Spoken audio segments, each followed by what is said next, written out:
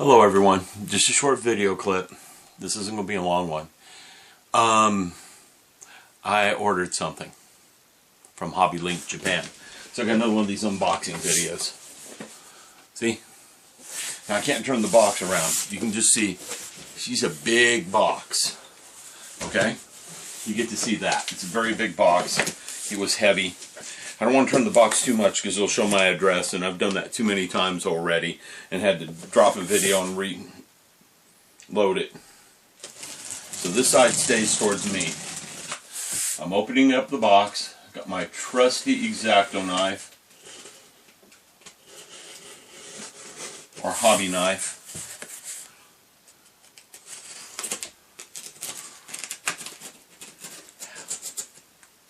Okay.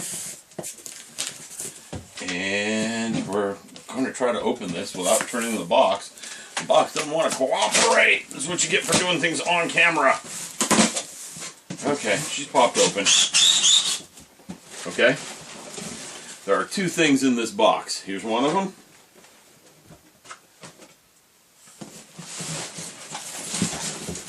Here's the other. One of them weighs quite a bit more than the other. There was some dead space in that box too. So that's okay. That box is over there. Let's start with this one first. It's a 1/500 model kit. That means it's sci-fi, space related. I don't know, for some reason I've always had a liking for this thing. It's Arcadia. Okay? From Space Pirate Battleship Arcadia. Okay? Right there. It's a Hasegawa kit. Now I have the 1500. Sorry, 1500.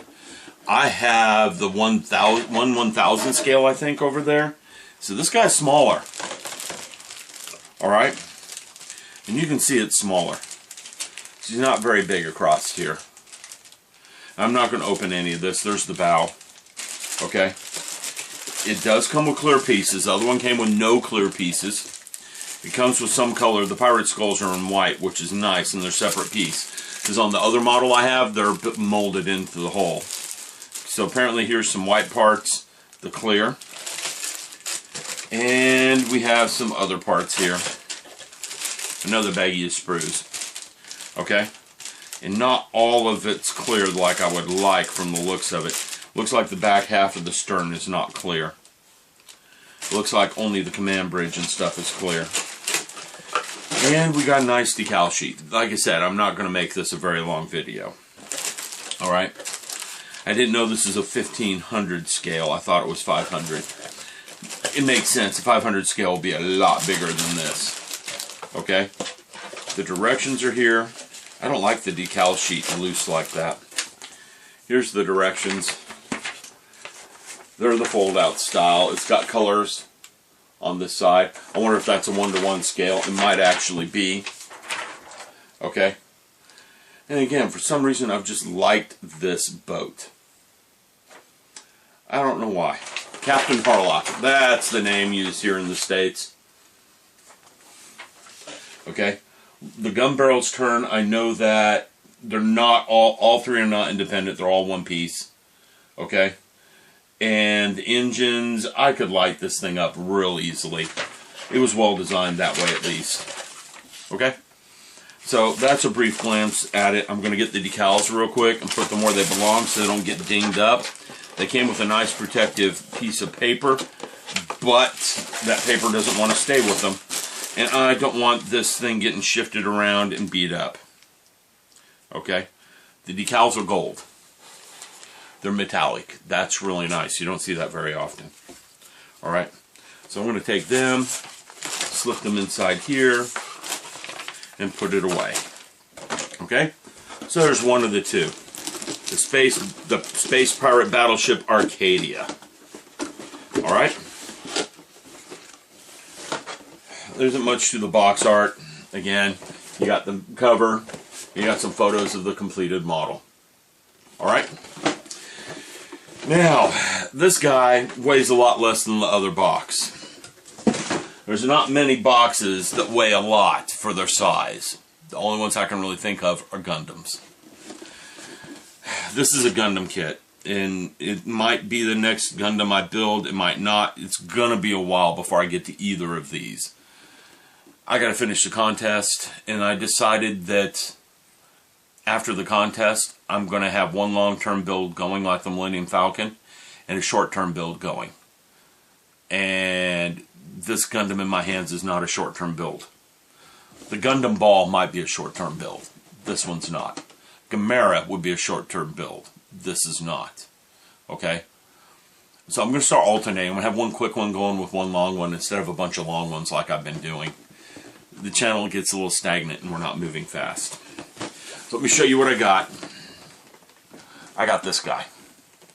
The reason I got him is the first Gundam model I got was this. Well, not this version. Give me a second. I'm going to go get something. Alright, I found what I'm looking for. I'm going to show you why I got this thing. Okay? It's because the very first Gundam kit I bought was this. I don't even know when I bought this. It was like 1980 something. Okay? I didn't even know what Gundam was. The RX-93. I started it, and that was it. So we're going to talk about the RX-93 from this kit. Okay?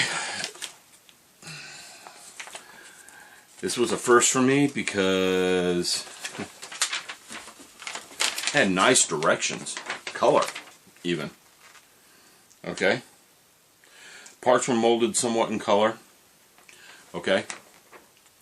As you can see, direction sheet's pretty simple. This is before they graded their Gundams. Okay. Oh. Found out what the mystery guy was. Found his directions. He's sitting on a shelf over here. I never knew what this guy was. Now I know. Interesting. Anyhow. Looks like I did finish it. I just never painted it.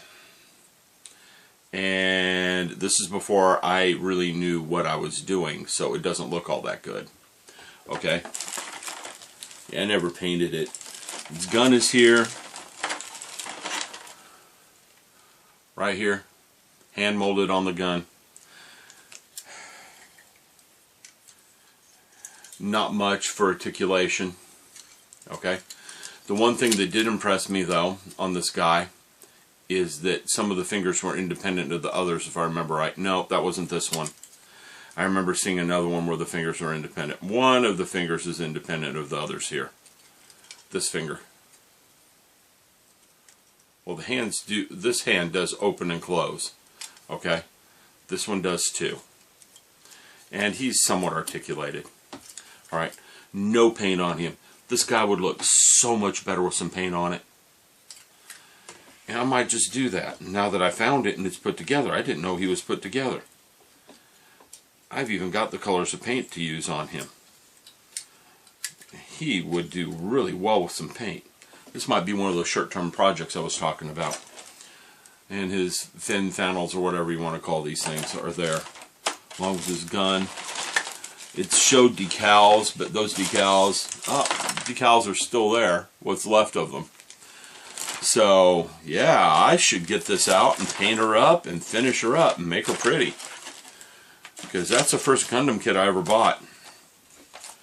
Well, maybe that one. Okay, again, it's sitting on the shelf over there. It's one of the few kits that survived the years.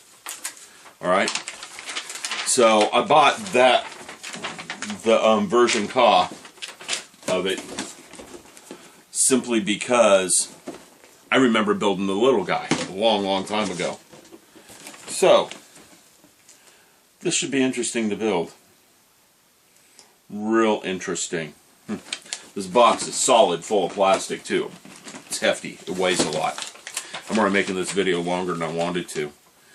Yeah, the painting directions are here. His sword is long gone, I think. His beam saber. I don't call them swords in Gundam. Yeah, his beam saber's long gone. I don't see it in here at all. Okay. But the paint guide is here. The colors are here. Wish I knew what happened to his beam saber. No telling. Okay? But that's alright. At least most of him is here and intact. And I can get away with cleaning it up and painting it properly. Because polycaps are fun that way. You can pull the arms apart and stuff real easily. Again, I'm just surprised that, oh, what's that? What did I find? What did I find? The beam saber. So he is all here. His decals, everything. And I could paint this up so easily. So, again, this is probably going to be one of my projects. Get this little guy some paint. One of the no-grade Gundams from a long time ago. See if there's a date on here anywhere, because it's all Japanese, just like you would expect. It was an import back then. These things weren't even showing up in the U.S. It says series number 8 on it, so that also says something. I'm not going to find a date that I can read in here. Okay? Because she's definitely all Japanese. Well, anyhow, let me grab the other one. Put this aside so it doesn't get beat up. Just found something I was looking for earlier. Let's just take a peek in the box and then I'm going to go. Okay? Just so I can see a little bit of what's in here. Okay? Now, looking at this thing, there are foil stickers and some other stuff in here. Those might be waterside decals. Yeah, it looks like there's waterside decals in this. Okay. And we got another part bag here. We got another part bag here with the hands. You see those hands? Yeah, it's going to be very different. And this guy's much larger than this old guy. Just for comparison's sakes, they're similar parts next to each other. Okay? So you can see he's bigger. Alright? You can see this new guy's going to be bigger than the old guy. Alright?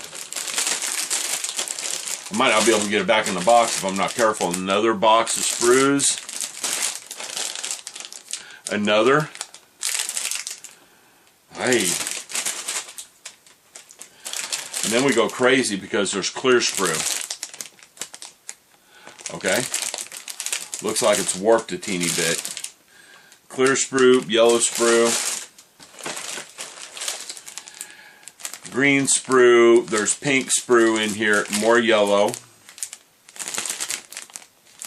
Okay? The pink sprue is going to be his beam saber. Another bag.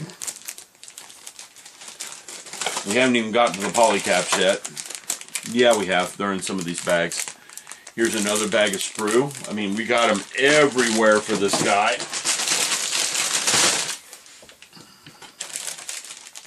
Polycaps in here along with the green parts. The greens, I think it's called a psycho frame. I'm sure some of you will correct me on that. And here's the directions. Okay? Directions are a book this time. Not a 1 or 2 page pullout with lots of colors here. Okay? And yes, he comes with a stand.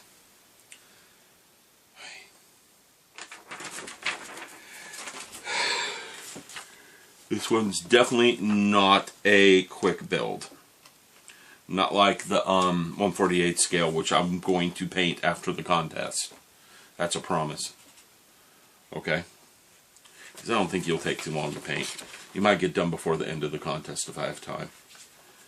But this thing has, the directions have, on page 23, 24, 25, 27 pages. Okay, those are water slide decals, alright. There's a decal placement page. Pages. Decal placement pages. Yeah, this is going to be a beast to put together. Okay? If I don't paint it, it'll go quick. If I paint it, it'll be a beast. And I'm going to want to be one who paints this. Because I think it should be painted. to be done right. Because when you don't paint a Gundam kit, they tend to look like toys. Alright? That's the problem with my big guy over there. He looks too much like a toy. He needs paint. I also need to do something with him because Mr. Thunderpaws likes to play with him.